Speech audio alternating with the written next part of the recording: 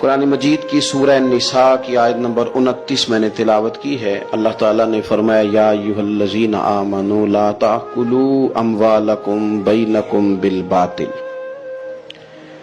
فرمایا کہ اے ایمان والو، آپس میں ایک دوسرے کا مال ناحق طریقے سے نہ کھاؤ،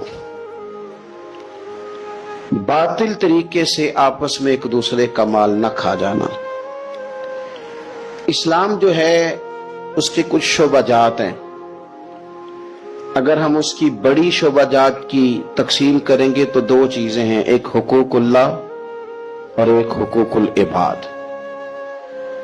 سب لوگ اس بات کو جانتے ہیں اور بڑی توجہ سے جانتے ہیں کہ حقوق اللہ میں تو معافی ہے، لیکن حقوق العباد کا معاملہ بڑا سخت ہے، اس کے اندر معافی نہیں ہے۔